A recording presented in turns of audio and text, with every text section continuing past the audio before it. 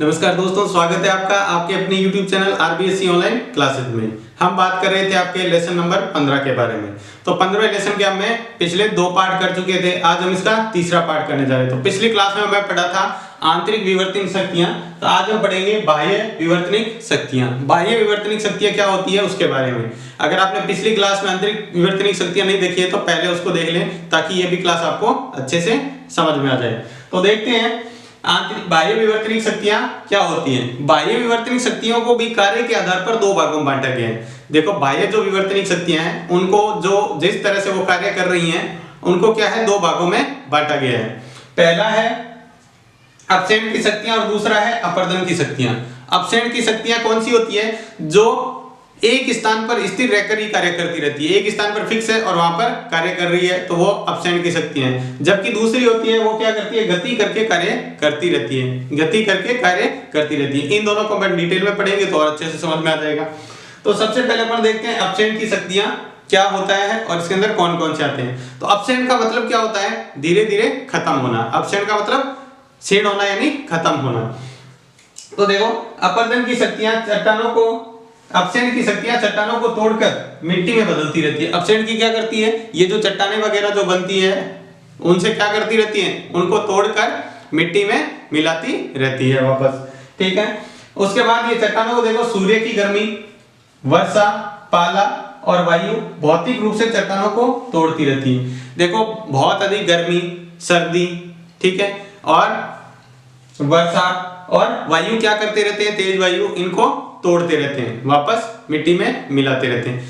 देखो, गर्मी कैसे अपन देखते हैं। दिन में क्या होता है, गर्मी की वजह से जो चट्टानें होती है वो क्या हो जाती है, गर्म होकर फैल जाती है। पिघलने से क्या होता है, गर्मी से कोई भी चीज क्या होती है, गर्म करते हैं तो वो फैलने लगती है, और वही रात को वापस क्या हो जाती है, सिकुड़ जाती है। तो फैलने और सिकुड़ने से जो चट्टानें हैं वो कमजोर हो जाती है और धीरे धीरे उनका क्या होने लग जाता है, अपक्षय होने लग जाता है। वहीं दूसरा है ये गर्मी में जब चट्टानें क्या होती है, बहुत गर्म होती है। गर्म होती है तो उनके ऊपर जब बरसात होती है तो अचानक से क्या होता है, मान लो किसी गर्म चीज के ऊपर अचानक से पानी डालते हैं तो वो क्या हो जाती है, कमजोर हो जाती है या टूट जाती है। तो वही कारण है, बरसात भी उसको क्या कर देती है, चट्टानों को कमजोर कर देती है, उनको तोड़ देती है। और बरसात से क्या होता है, अपरदन होता है, धीरे धीरे पानी के साथ मिट्टी, पर्वतों की जो पहाड़ों वाली मिट्टी है उनको क्या करती रहती है, चट्टानों को साथ में बहाकर ले जाती रहती है। तो ये अपक्षय का कारण हो गया।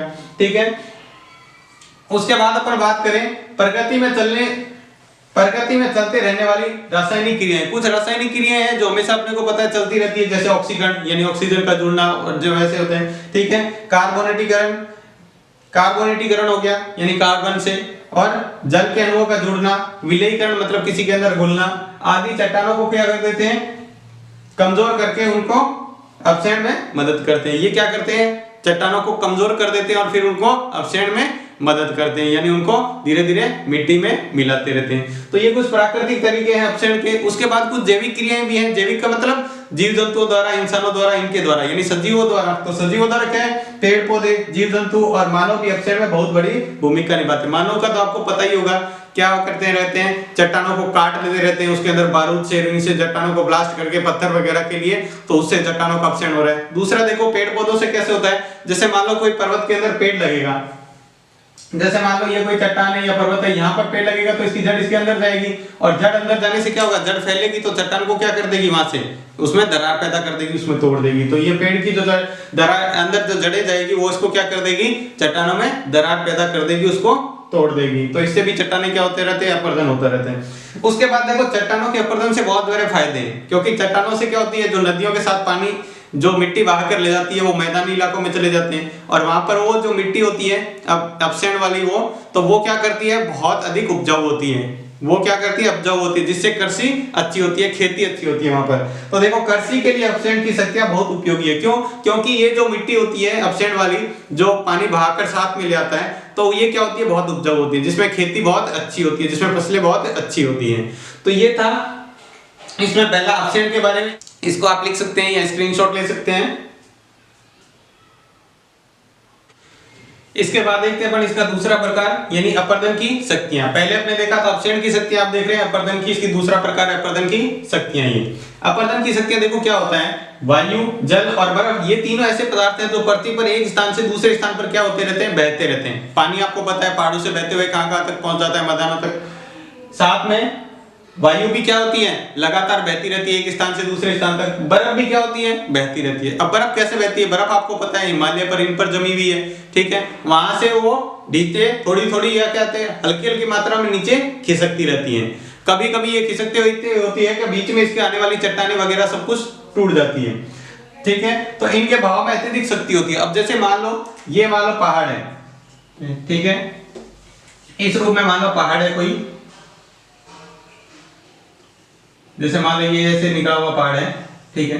अब यहाँ पर मान लो पूरी बर्फ जमी हुई है, ये पूरी बर्फ जमी हुई है। अब बर्फ नीचे खिसकेगी तो ये क्या करेगा, ये बड़ी मात्रा में इसके ऊपर ये दूसरी चट्टान इसके ऊपर निकली हुई थी तो इसको भी साथ में बहाकर ले जाएगी। और पानी तो आपको पता है जैसे जैसे चट्टानों को टकराएगा तो धीरे धीरे उसके कटाव उत्पन्न करेगा और पानी उसको बहेगा। ऐसे ही हवा भी क्या होती है, लगातार चट्टानों से टकराने से इनके क्या होती रहती है, एक स्थान से दूसरे स्थान तक ले जाते रहते हैं उन कणों को, ठीक है। इनके बहाव से बड़ी संरचनाएं टूटकर बह जाती है, तो इनसे क्या होती है, बड़ी बड़ी संरचनाएं टूटकर भी बह जाती हैं, ठीक है। ये तीनों अपर्दन का तो काम करते ही करते हैं, साथ में ये तीनों अपक्षयण का भी कार्य करते हैं, अपर्दन का भी करते हैं और अपक्षयण का भी करते हैं।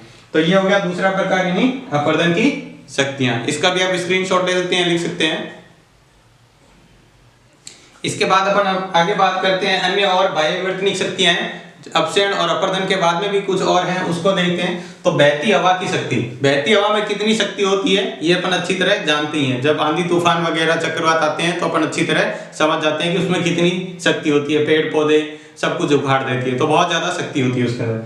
तो देखें, पृथ्वी के चारों ओर पाए जाने वाले गैस के आवरण को वायुमंडल कहते हैं। अपने पता है पृथ्वी के आवरण के चारों ओर क्या पाया जाता है, गैसें ही गैसें पाई जाती है, जिनको कहते हैं वायुमंडल। तो वायुमंडल किसे कहते हैं ये अपन समझ लिया। इसके बाद देखो वायु बहती क्यों है, देखो वायु बहने का कारण क्या है। तो ये मानो पृथ्वी की सतह, ठीक है, पृथ्वी की सतह पर क्या है, वायु का दाब बढ़ता रहता है। दाब का मतलब वायु में भी कुछ भार होता है।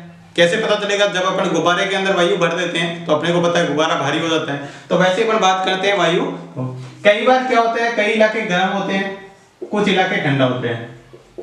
तो गर्म इलाकों पर क्या होती है, हवा गर्म हो जाती है और गर्म हवा हमेशा हल्की होती है। जैसे धुआं गर्म होता है, हल्का होता है तो वो सीधा ऊपर की ओर उठता है, तो हवा गर्म होके ऊपर उड़ जाती है। गर्म हवा क्या हो जाती है, ऊपर उड़ जाती है। यहाँ से गर्म हवा ऊपर उड़ जाती है तो वो इलाका हवा के लिए खाली हो गया। तो खाली होते ही वहां क्या होता है, वायु दाब कम हो जाता है, दाब कम हो जाता है। दाब कम होने से क्या होता है, यहाँ दाब अधिक है तो हवा क्या होती है, ठंडे इलाकों से इसको पूर्ति करने के लिए जल्दी से हवा यहाँ आती है।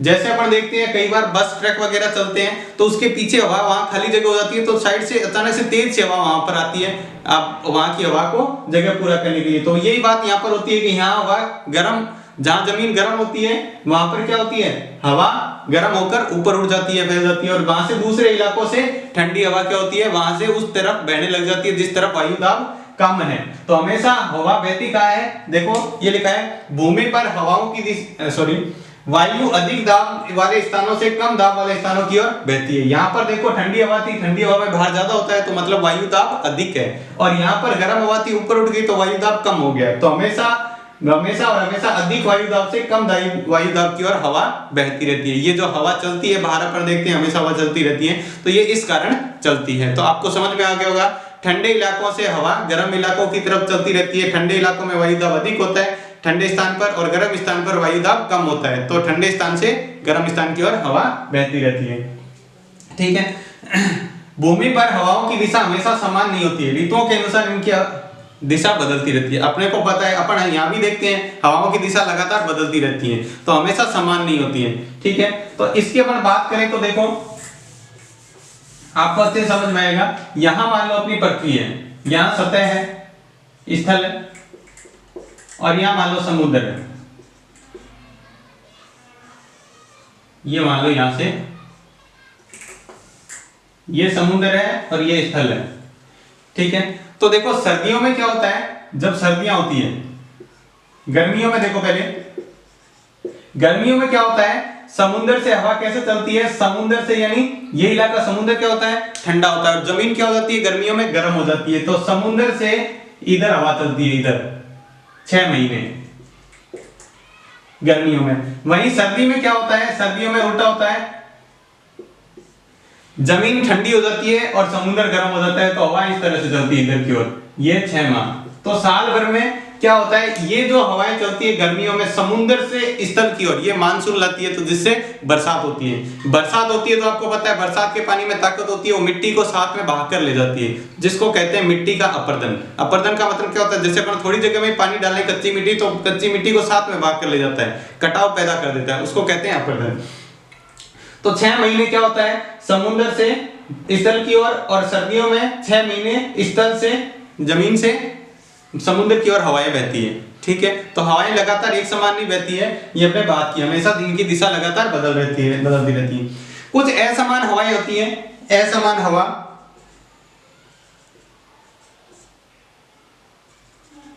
असमान वेग की जो हवा होती है वो सीधी नहीं चलती है। कई बार क्या होता है इलाके में, जैसे मान लो यहां पर इलाका था, बिल्कुल ये जो मान लो इलाका था, यहां पर क्या था, बहुत ज्यादा दाब था, लेकिन क्या हुआ अचानक से कुछ एक बीच में यहाँ छोटे से इलाका में क्या हो गया, वायु दाब कम हो गया, ये गर्म इलाका हो गया। ठीक है, ये बहुत बड़ी जगह में होता है, अपन यहाँ छोटा बता रहे हैं, ये गर्म इलाका हो गया, बाकी सब जगह क्या है, ठंडा है। ठीक है, तो क्या करती है, चारों तरफ से अचानक से हवा आती है इसको पूरा करने के लिए, सभी जगह से। तो सभी जगह से हवा आती है, तो ये हवा किस तरह से चलने लग जाती है, फिर इस तरह से चक्कर के रूप में चलने लग जाती है। एक केंद्र होता है, हमेशा यहाँ से बाहर से घूमते हुए केंद्र की तरफ सारी जाती है, एक केंद्र की तरफ घूमते हुए जाती है, चक्कर बना लेती है, इसको कहते हैं चक्रवात। तो देखो चक्रवात में हवाएं सीधी नहीं चलकर एक वर्ताकार पथ में केंद्र बिंदु की ओर आगे बढ़ती रहती है। देखो वर्ताकार पथ में केंद्र बिंदु की ओर बढ़ती रहती है। ठीक है, अपने देखते होंगे यहाँ राजस्थान में, तो अपने वो चक्कर छोटे छोटे अपने देखते हैं, जो हवाओं घूमती हुई जाती रहती है। अपने थोड़े थोड़े इलाकों में गर्मियों के मौसम में देखते हैं, कुछ इलाके हवा के रूप में छोटा सा चक्कर आता है, और बाद में बहुत सारी चीजों को, मतलब हल्के पॉलीथीन और इनको कागज को उड़ाकर ले जाता है। उसमें इतना होता है, वो उसी का एक बड़ा रूप होता है चक्रवात। तो आप देखते हैं हवा घूमती घूमती घूमती ऐसे चलती रहती है, आगे जाती रहती है, तो वही होता है। केंद्र पर वायु दाब कम हो जाने के कारण ऐसा होता है। देखो इस भाग में क्या हुआ, केंद्र पर यहाँ पर वायु दाब कम हो गया, जिससे अचानक से चारों तरफ से हवा आती है और वहां से चक्रवात बन जाता है, गोल घूमने लग जाती है। तो ये होता है चक्रवात, इस तरह से बनता है। तो इससे भी क्या होता है, हवा क्या करती है, आपको पहले बताया, हवा अपक्षेण भी और अपवर्तन दोनों का कार्य करती है। हवा से क्या होता है, हाँ, और यहाँ पर अपने एक बात था कि बहती हुई हवा को पवन कहते हैं। पवन किसे कहते हैं, हवा को ही पवन नहीं कहते। जब हवा बहने लग जाती है, कम वायु दाब की तरफ हवा बहती है, अधिक वायु दाब से कम वायु दाब की तरफ हवा बहती है, तो बहती हुई हवा को ही पवन कहते हैं, ये ध्यान रखना। ठीक है, और अपन बात कर रहे थे हवा अपक्षेण और अपवर्तन,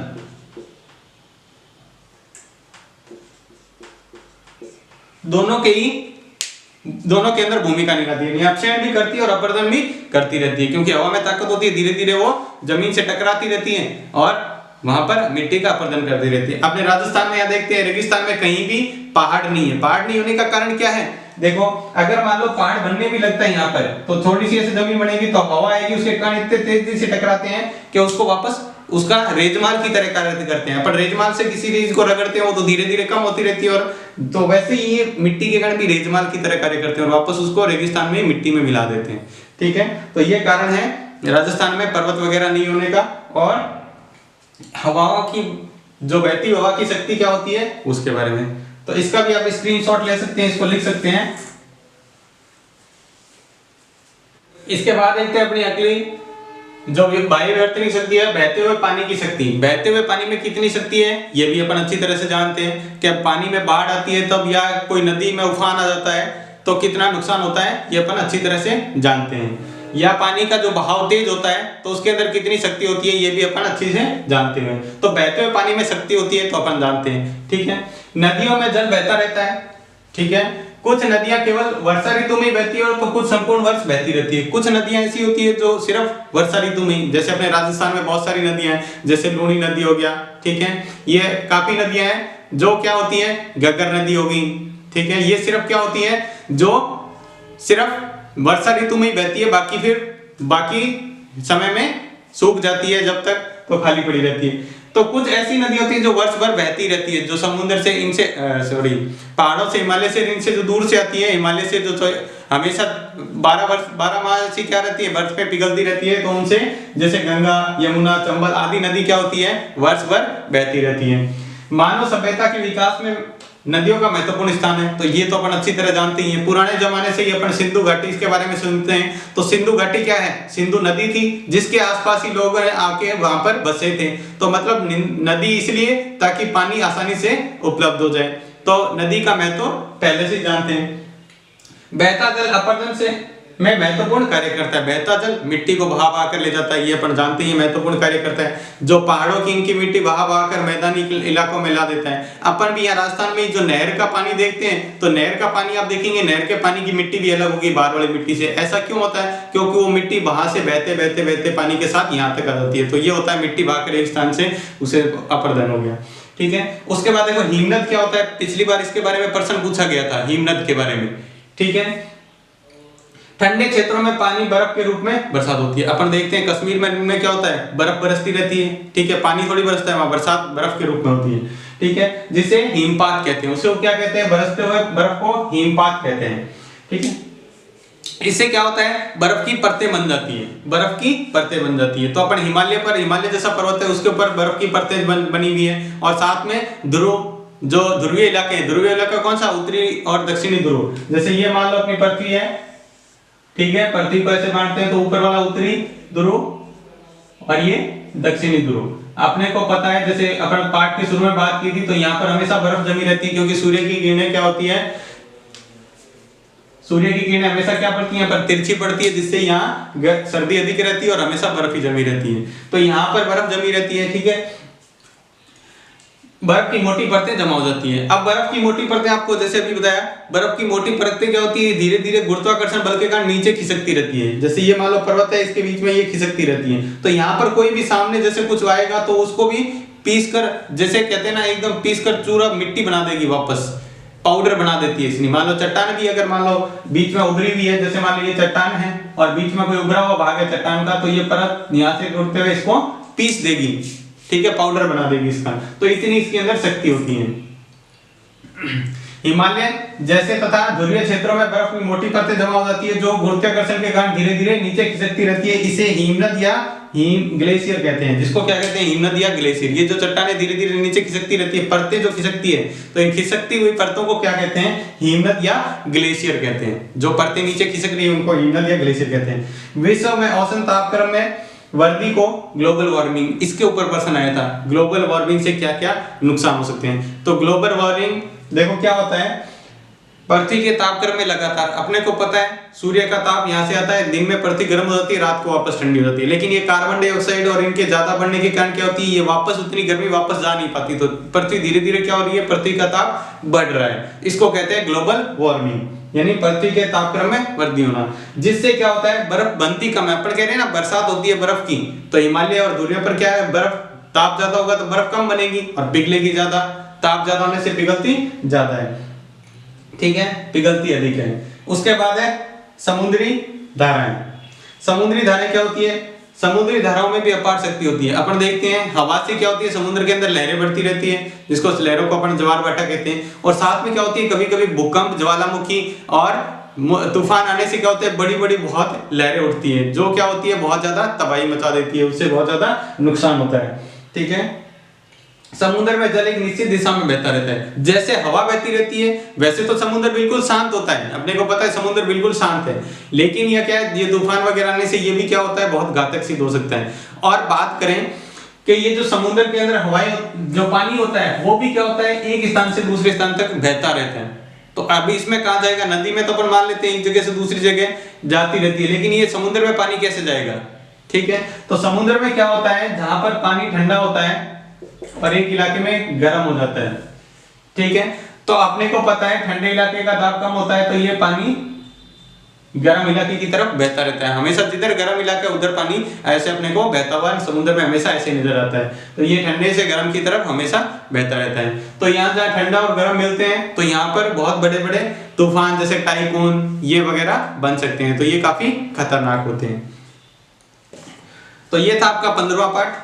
उम्मीद करते हैं आपको समझ में आया होगा। अगर समझ में आपको अच्छे से आया है तो हमें कमेंट बॉक्स में लिखकर जरूर बताएं। अगर आपको सलाह है तो भी आप लिखकर जरूर बताएं। तो आज की क्लास में बस इतना ही। क्लास अच्छी लगी है तो प्लीज लाइक और सब्सक्राइब करें। तो आज की क्लास में बस इतना ही। धन्यवाद।